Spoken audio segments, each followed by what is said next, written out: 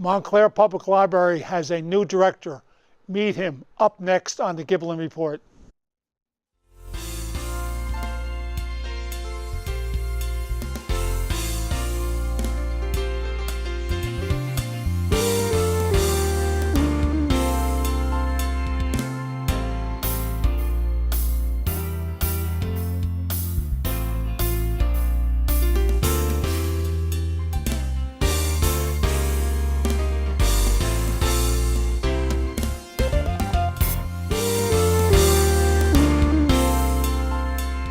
Welcome to the Giblin Report. I'm Assemblyman Tom Giblin, representing the 34th Legislative District, which includes Clifton, East Orange, Montclair, and Orange. On today's show, I am pleased to welcome Peter Coyl, Director of the Montclair Public Library. Welcome, Peter, to the Giblin Report. Thank you. Good to be here. Peter, your background as a librarian, is this your life's work, so to speak? You started after college, and maybe even what prompted you to go in this direction? Sure. I actually started in libraries in high school. I started shelving children's picture books. And then through college, I worked various things in libraries. My last job as an undergraduate was driving a bookmobile in the town where I went to college. So I drove the bookmobile to different stops. And then after college, I worked for a couple years in politics and lived overseas.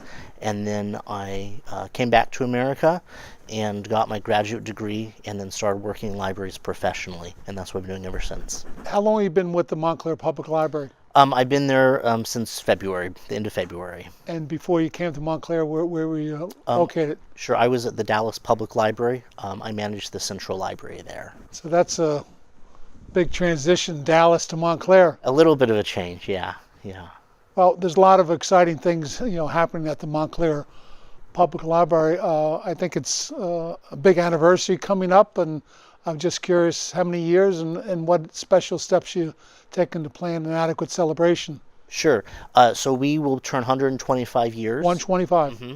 And we have a number of things planned. We're still finalizing the details, but we definitely will have a big birthday party for everyone to come to. And we're going to do some things throughout the year to celebrate the year the library is founded and our history. So we'll be doing a lot of community activities and programs, but there'll be lots of birthday cake. How are you faring, with finances for the library? I know there's been some challenges in recent years, and actually there's even talk of a bond issue, coming up that'll help libraries with some of their infrastructure needs. So how are you doing in terms of support, as far as the library is concerned? Yeah, sure. So we're very lucky in the Montclair Public Library that the township gives us more than the minimum appropriation required by law. They're very generous.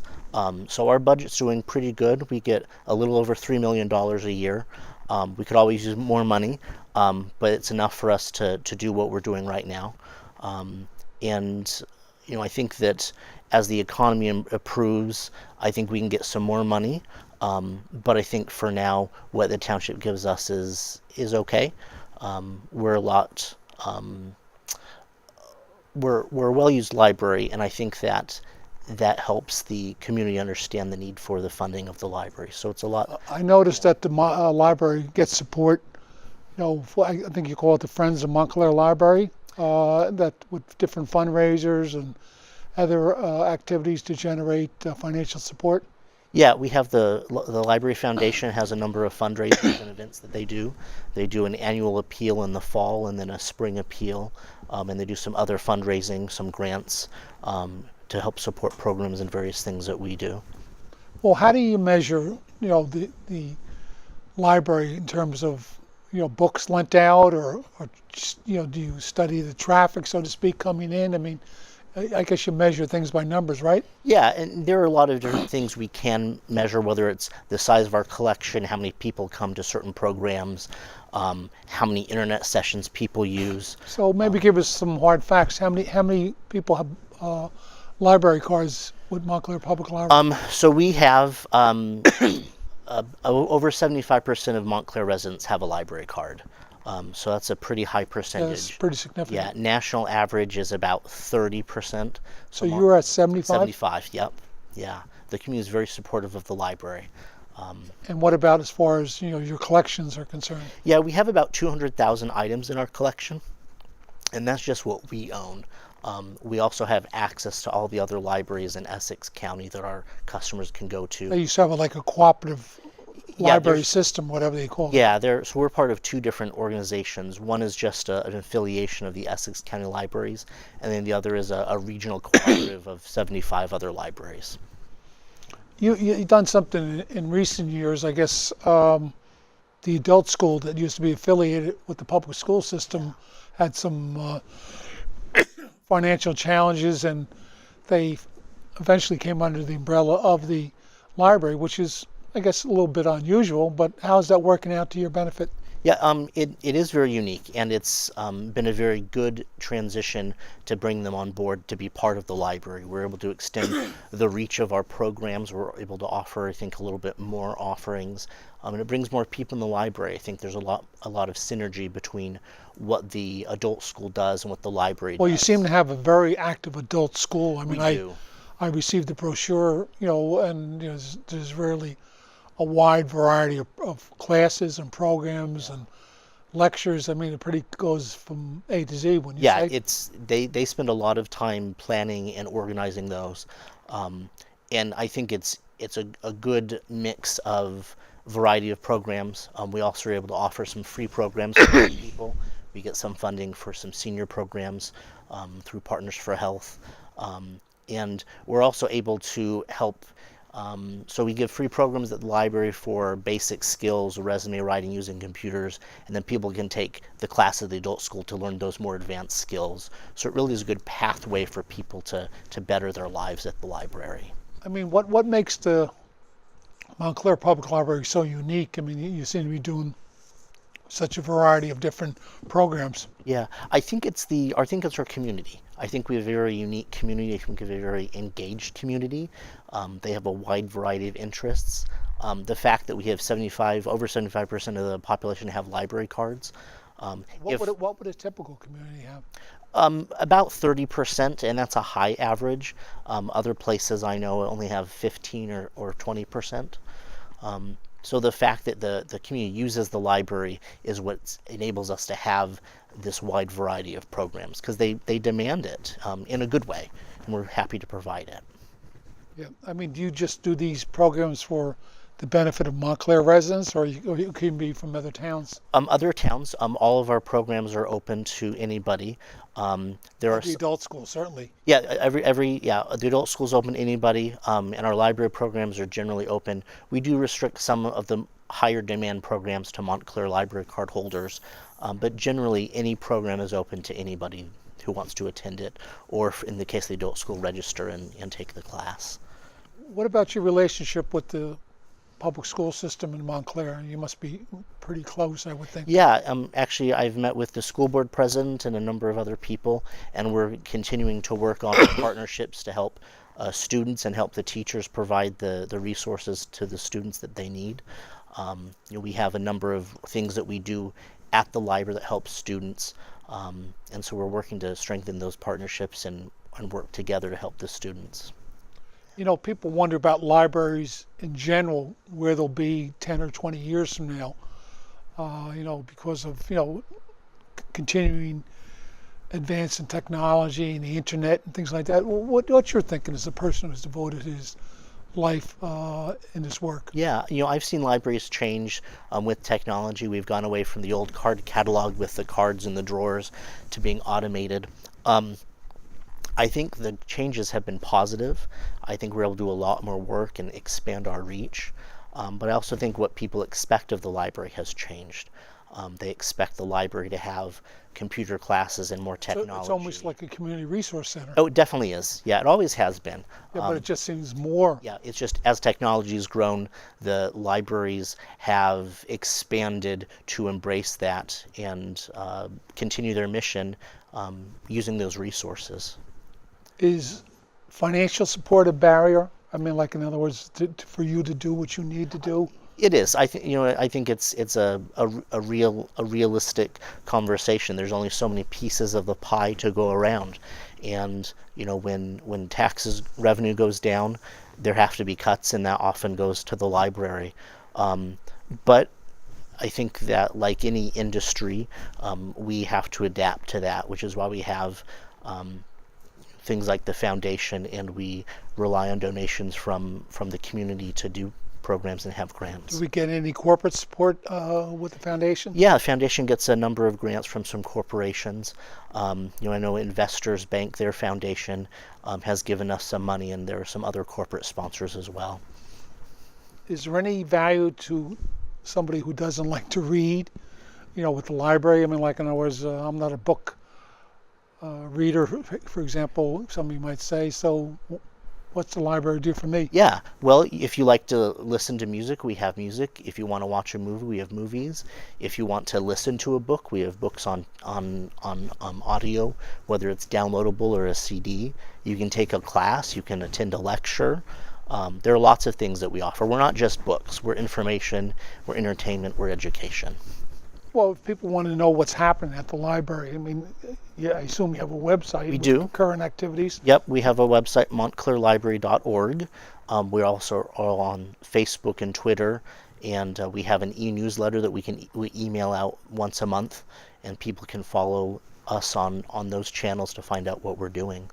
Or they can come visit us. They can stop by any time. And where's the library located? We have two locations. Our main library is on South Fullerton, 50 South Fullerton, and we have a Bellevue Avenue branch, which is on Bellevue Avenue in Upper Montclair. I know the Bellevue Avenue branch some years ago had scaled back on their hours. Is it kind of back to where it was? It's not back to where it was, but it is open over 30 hours a week. It's open all day on Monday, and then the afternoons Tuesday through Friday. You got a lot of support from volunteers at that time when there was some, I guess it was financial challenges. Yeah, right? yeah, it was budget cuts. There wasn't enough money to have both buildings open. And we've had a lot of community support to get the resources and some help to do that. And hopefully we'll be able to continue to grow and expand the services we offer as our budget increases. Well, if you were at a crystal ball and looking 10 or 20 years down the road, what do you see as the future, of libraries, in this case, Montclair Public Library? Yeah. I think the future is a good one. I think that it will continue to be a resource for the community. I think it'll continue to be a place where people gather to learn. I think it'll be a place for community conversations. I think we'll continue to offer the services we offer now, and more. I think we'll have to continue to grow and change what we do to meet technology and the needs of other people. And we will listen to our community and try and respond to what they want.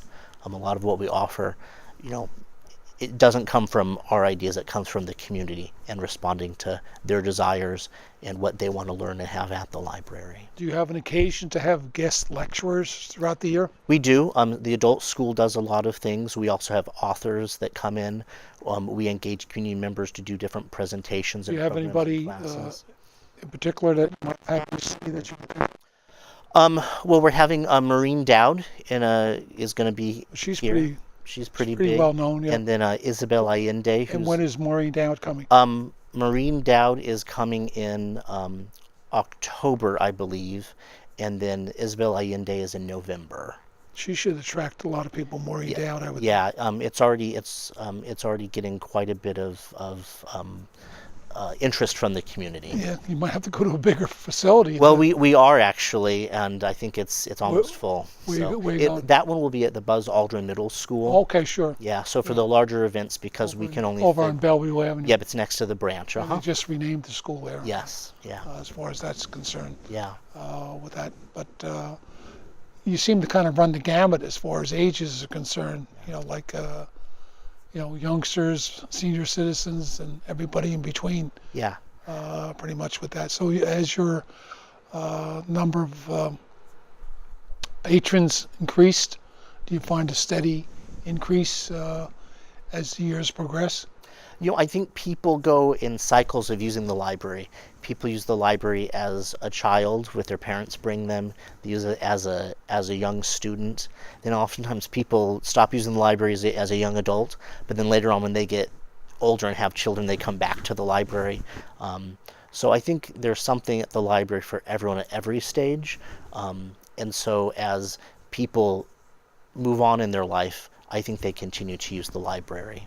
Did you mention something before about preparing resumes?